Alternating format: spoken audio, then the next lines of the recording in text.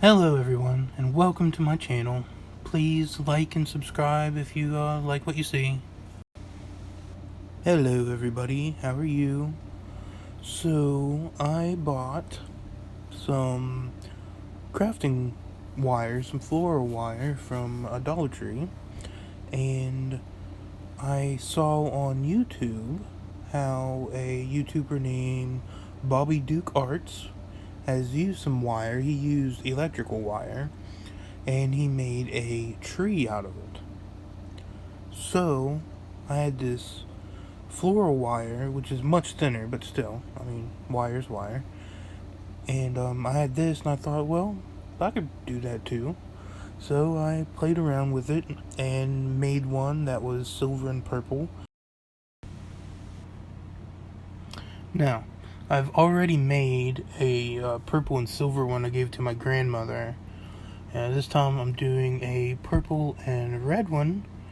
And it's for my little sister, she wanted one. So this time I'm going to actually show how I did it. Now I already have pictures and a little video looking at the other one. It's on my Instagram. It's a purple squid elephant on Instagram. You can go check that out. And it also has a hashtag of Bobbydukearts, because, you know, I wanted him to see it and like approve. But we're going to do the one this time with red and purple. Hope that purple shows up. Kind of looks a little blue.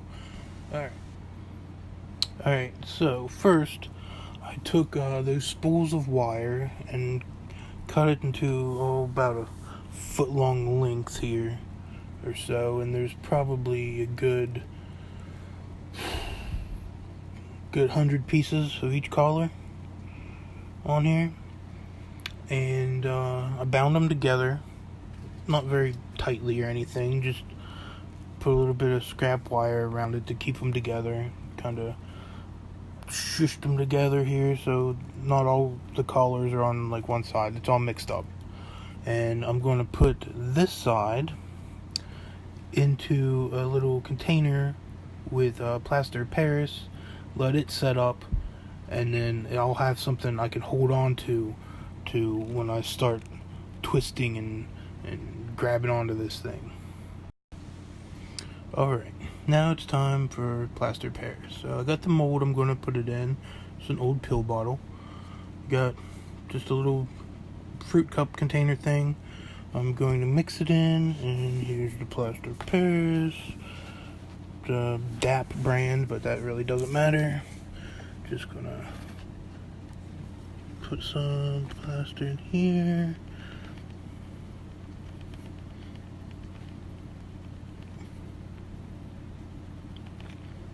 That's good. Now I'm sure there's some instructions on there of how much water and whatever to use, but yeah, we're not going to do that. We're just going to wing it and yeah, see what happens.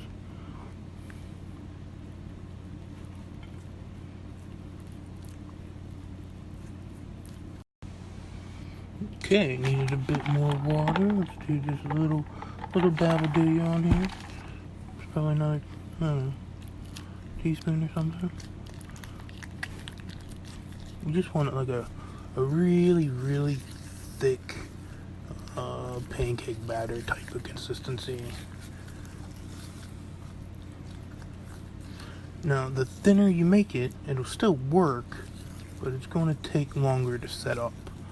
And it's going to take about half an hour to set up enough to really go any further with the project. There we go. Oop. Spilling some. It's alright. It's alright. There we go. Alright. Now we've got like little medium peaks here. I don't know if anyone's ever done any meringue work with pies or not, but it's not necessarily a stiff peak, but it's good enough. Like I said, it'll work if it's a little thinner, a little thicker. Just just changes how long it takes to dry and have the water evaporate out of it and for it to turn solid. So we're just gonna put this into the medicine bottle, and then we'll put the wire in it.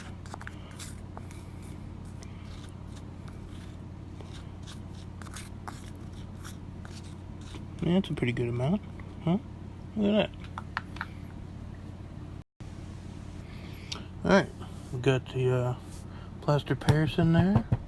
Give her some little taps, get any air bubbles out, and then we'll take our wire, the side that I got all nice and crimped down, make sure she's straight, and then just put her in. Now it's going to take good, I don't know, 5 minutes of holding it there until the plaster gets stiff enough that it's not going to fall over, and that's fine. Then it'll be another good half an hour, or I'm probably just going to wait overnight before I can actually start twisting this thing and putting some pressure on it.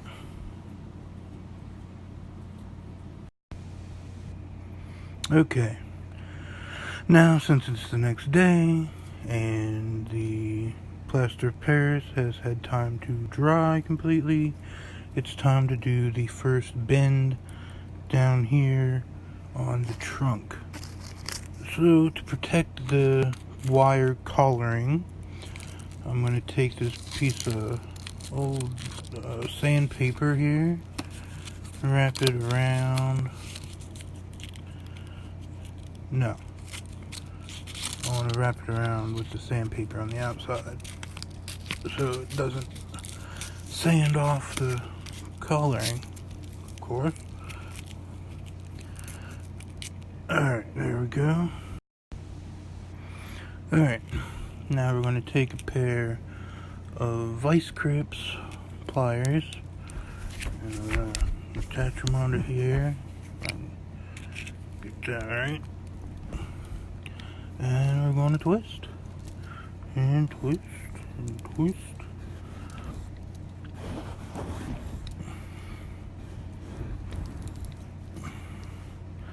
See, now it's all nice and tight down there. Take this off. Yeah, look at that. Nice and tight twist. Now we can start separating for our branches. So now it's time to count. I want about a third of these to go on the first branch that goes out. So there's about 90 of each one, and I want the end result to be that there's one red and one purple per small branch at the end, so we have to count them out evenly. So I'm going to do that now. I guess you can watch a little bit, then I can turn it back on when I'm done. Just 2, 3, 4, 5, 6, 7, 8, 9, 10, 11, 12, 13, 14. Okay, I got 33 red out now. We'll just bend them down there for right now. And then we'll count the purple. Let's see, 1, 2, 3, 4, 5. There's a red one. Don't want you. So actually, wait a minute. 1, 2, 3. Dang it. No, red, go away. 4, 5, 6, 7, 8, 9, 10, 11. Let's see. 12, 13, 14, 15, 16, 17. Alright, so we got 33 red and 33 purple to the side. Now we're going to twist them. It's a little smaller, so we won't need the pliers, but still quite difficult.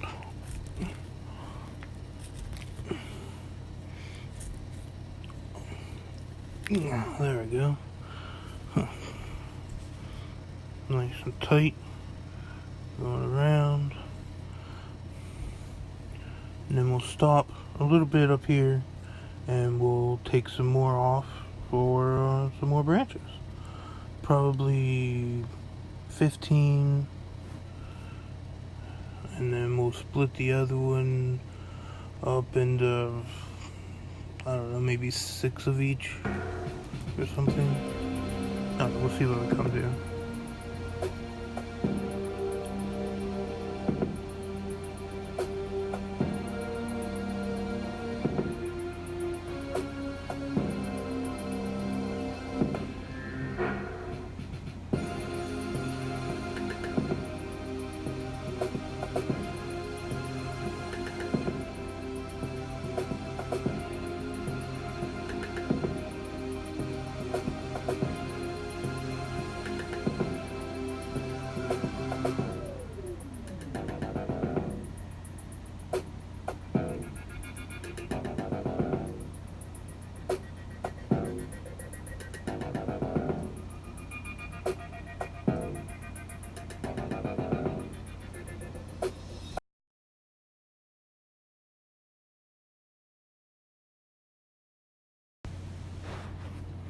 So here's what I was talking about, having one of each color for the smallest branches, one red, one purple. So now I can twist these two together to make the finest, the last smallest branches of the tree.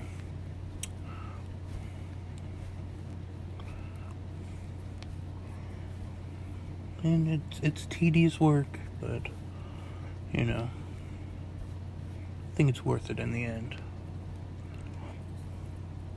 You gotta make sure they're twisted together good. And this 26 gauge is so small, it's hard to hold on to without it twisting in your hand. You know, slipping in your hand instead of twisting. There we go.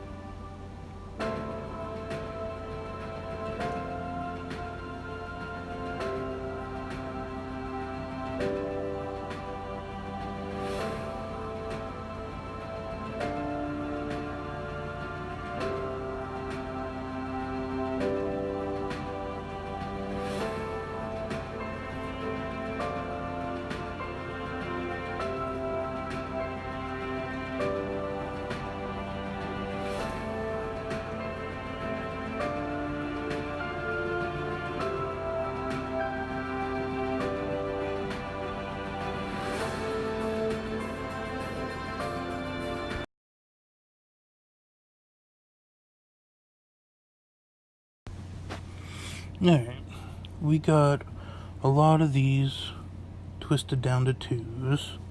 You see how they're starting to look like branches now at the tips of trees. The end of fall and the winter time. No more leaves, or just bare branches sticking up. And that's what will happen to all these eventually. But remember how we have all these at the same length, but not all tree branches are going to be all the same at the end. So we got the ones we got here, and you gotta just use your own creativity, I guess, and decide which ones you want long or short, and come in with a little pair of wire cutters and snip some off. Just make some short, some long, some little stubby things. You know, just whatever you might see in nature when you look up the trees during the winter. See, I left the long ones on this one so I could cut them back, so this entire branch would be shorter than the others. So when I put this up, when I have this up like this, I fold these up and get all this situated, and fold each one of these up in the air and bend them around and whatnot. It's all going to be different, you know.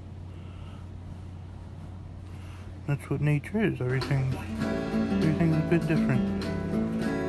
Nothing's uniform.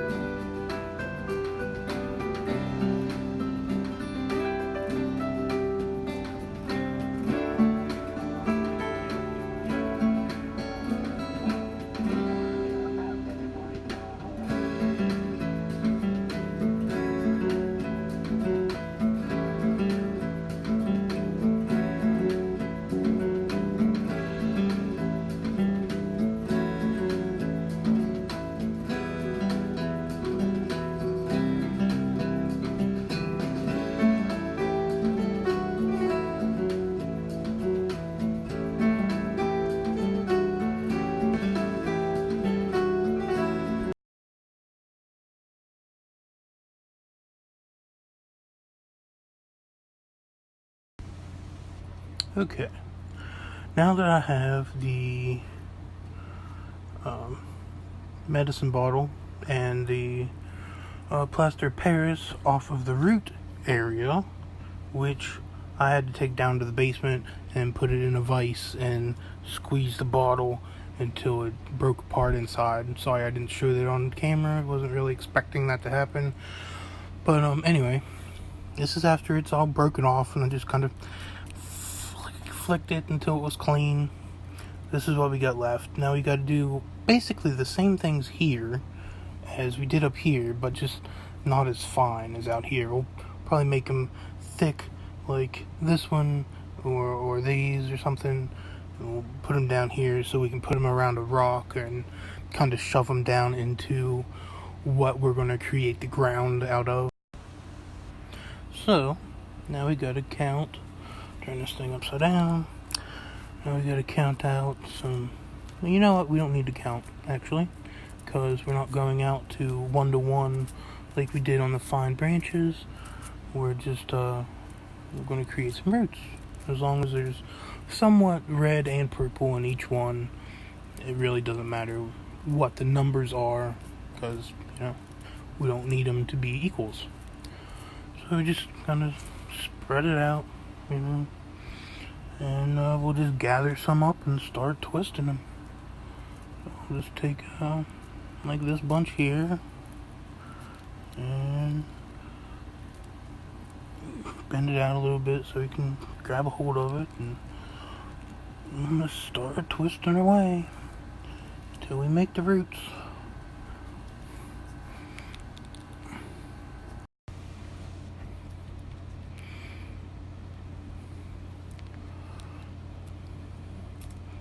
See, sometimes it helps to, when you're twisting these things, to bend it and then kind of use that as like the bend of an Allen key. So you twist where you bent, and it gives you purchase for your fingers. Makes it a bit easier. Put that one there, we'll put this one out this way, and that'll go there. We're gonna have a real thin one out that way, that's good. Actually, these want to go out this way, so we'll do that. And these ones go over here. Here's one. There we go. And we'll just twist those up, and we'll be done with the roots. Stay.